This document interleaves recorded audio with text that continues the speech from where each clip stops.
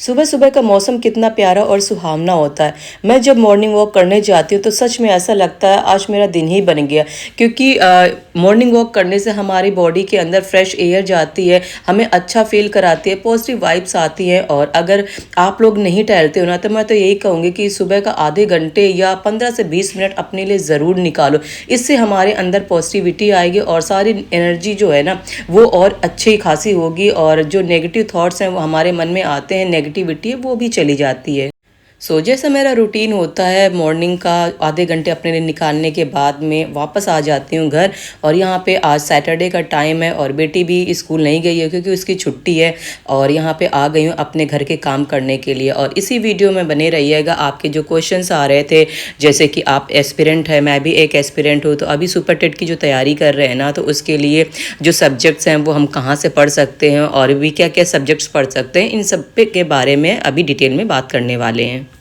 और कल की वीडियो मैंने आप लोग के साथ में शेयर किया था कि मैंने होम्योपैथी की दवाई ली है और मेरे हेयर फॉल बहुत ज़्यादा हो रहा है। इसीलिए मैंने सोचा कि मैं इसकी दवाई करा के देखती हूँ, अगर मुझे असरदार होगा, फ़ायदा करेगा ना, तो इसको कंटिन्यू करूँगी। यहाँ पे मैं वही लिक्विड फॉर्म में जो दवाइयाँ होती हैं, क्योंकि कुछ गोलियाँ होती हैं वो भी होती हैं, लेकिन मैंने लिक्विड फॉर्म में ही ली है, तो उन्होंने दी है तो वो मैंने दवाई खा ली है। और 2 लिक्विड हैं इसमें शीशियाँ, वो बारी बारी से 5-5 मिनट के गैप में खानी है। वो खाने के बाद में फिर मैं अपने घर के काम में लग जाती हूँ, क्योंकि जो हमारा काम होता है उसको तो देखो नहीं छोड़ सकते ना।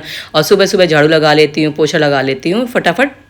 और स्पीड जो है वो मेरी हाई रहती है, क्योंकि ना बहुत जल्दी जल्दी अब हम काम कर लेते हैं, तो इसके बाद मुझे पता है घर के काम करने के बाद फिर मुझे ना बैठ के पढ़ना ही है 3-4 घंटे, और फिर इसके बाद फिर उठूँगे, फिर बाकी जो पेंडिंग काम बचे होते हैं मैं ऐसे ही मैनेज करती हूँ। आप भी देखो नहीं टाइम निकाल पा रहे हो ना, तो छोटे छोटे जो स्लॉट्स हैं ना उसमें आप टाइम निकालो। 1 घंटे का पहला सेशन रखो, 1 घंटे बाद देखो, 1 घंटे तो आसानी से निकाला जा सकता है। 1 घंटे पहले पढ़ो, फिर इसके बाद में फिर कोई काम है पड़ा हुआ है पेंडिंग ना, तो उसको निपटा लो जाके। फिर इसके बाद में 5-10 मिनट का रेस्ट लो, फिर बैठ जाओ, ऐसे 1-1.5 घंटे का स्लॉट। अच्छा, स्लॉट बना बना के अपनी पढ़ाई करो। मैं भी दिन के ना कम से कम 3 स्लॉट बना के अपनी पढ़ाई करती हूँ, और अच्छा खासा जो है टाइम वो मिल जाता है। और मुझे लगता है ना कि देखो टाइम ना कभी देखो मिलता तो नहीं है, लेकिन उन टाइम को ना आपको अपने आप निकालना पड़ेगा, क्योंकि टाइम निकालने से निकलता है। ऐसे टाइम किसी के पास नहीं होता है कि बैठे बैठाए आप ये सोचो कि आपके पास में टाइम मिल जाएगा, आप वो सारे काम जो करना चाहते हो वो आप आसानी से कर लोगे।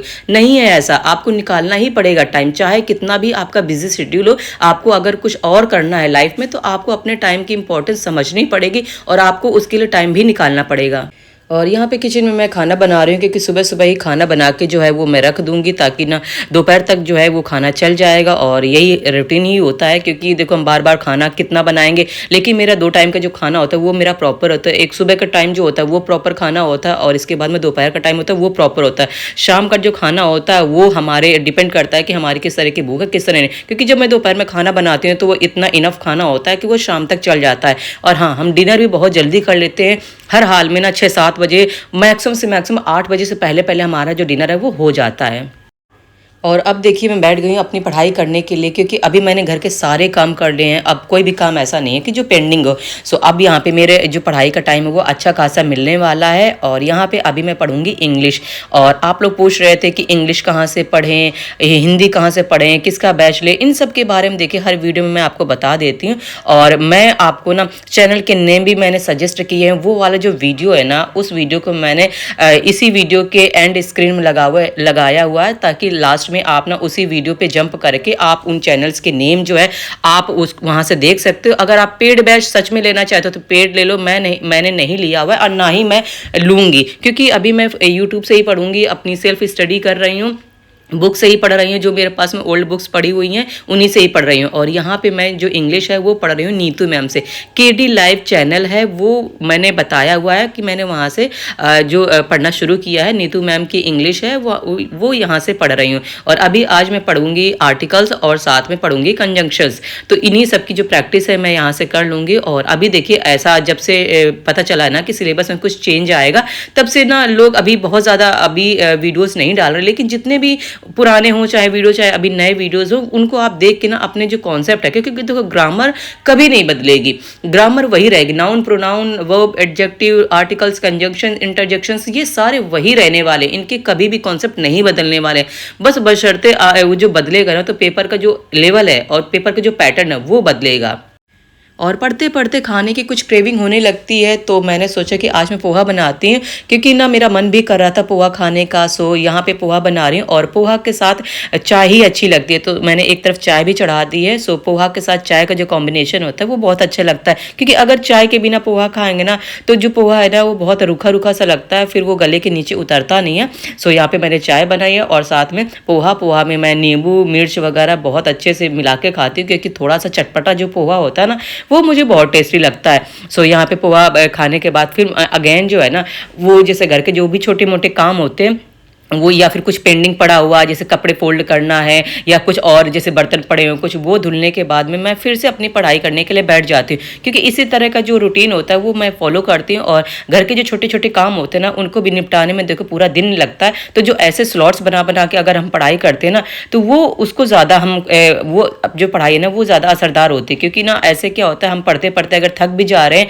तो हमें ना ब्रेक भी मिल जाता है। उस ब्रेक टाइम पे आप क्या काम कर सकते हो, अपने घर के जो काम है वो काम कर सकते हो, क्योंकि इससे ना आपके घर के काम भी नहीं सफर होंगे और साथ में जो आपकी पढ़ाई है वो भी सफर नहीं होगी। और यहाँ पे दोबारा बैठ गए पढ़ाई करने के लिए, क्योंकि कल है संडे। सो अभी जो है ना पढ़ाई करने के लिए मुझे सोचना नहीं पड़ेगा कि मैं लेट नाइट पढ़ाई कर रही हूँ या फिर मैं कितने टाइम पढ़ाई कर रही हूँ। लेकिन बस ये है कि मेरा जैसे मैंने टाइम टेबल जो बनाया हुआ है वो उसके अकॉर्डिंग मैं चलती हूँ, क्योंकि मुझे जो सब्जेक्ट्स लेने हैं वो मुझे टाइम टेबल के अकॉर्डिंग लेने हैं। बाकी जो जैसे दिन है वो मैं ये नहीं सोचती कि मुझे कितने घंटे पढ़ना है, कितने घंटे नहीं पढ़ना है, किस टाइम से किस टाइम पे पढ़ना है, ये मेरा जो टाइम टेबल है ये नहीं फॉलो करते हैं। और ना ही ये किसी का टाइम टेबल फॉलो हो पाता है, क्योंकि आप टाइम टेबल के अगर अकॉर्डिंग पढ़ोगे ना, इतने बजे से लेकर इतने बजे तक ये काम करना है, वो कभी भी टाइम टेबल फॉलो नहीं होता।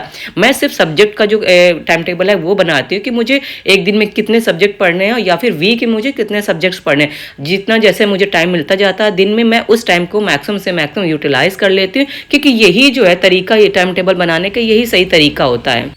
और यहाँ पे मैं करंट अफेयर पढ़ूंगी, और करंट अफेयर में जैसे पॉलिटी के जो क्वेश्चंस होते हैं, स्टैटिक जीके है और साथ में जो करंट की चीज़ें हैं वो मैं पढ़ रही हूँ। और ये मैं जैसे अध्ययन मंत्रा है वहाँ से पढ़ रही हूँ, और साथ में जो केडी लाइव है वहाँ से भी मैं पढ़ लेती हूँ, क्योंकि ना मैंने जैसे चैनल आपको बताया हुआ है, आप भी वहाँ से पढ़ सकते हो। और एक बार पढ़ना शुरू करो, क्योंकि इधर उधर भटकाव बहुत ज़्यादा है, और इधर उधर भटकने की बजाय ना आप किसी एक चैनल पे, दो चैनल पे आप बिलीव करके उसको भी रिलाई करके देखो, और उन्हीं की जो क्लासेस उन्हीं को अटेम्प्ट करते रहो। क्योंकि ना अगर इधर उधर भागोगे तो इससे आपका टाइम है वो खराब ही होगा, अच्छा तो बिल्कुल भी नहीं होगा। और इन्होंने आज अपनी फ्रेंड्स के लिए ये बनाया है ब्रेसलेट्स, क्योंकि ना फ्रेंडशिप डे कल है यानी संडे वाले दिन, और इसी दिन में आज आपको वॉइस ओवर कर दे रहे हैं। तो सबसे पहले आप लोग को भी हैप्पी फ्रेंडशिप डे, क्योंकि आज फ्रेंडशिप डे है। सो आप लोग भी मेरे फ्रेंड्स हो, आप लोग छोटे भाई बहनों, बड़े भाई बहनों, जो भी आप मुझे देखते हो, बहुत सारा प्यार करते हो, उसके लिए थैंक यू सो मच।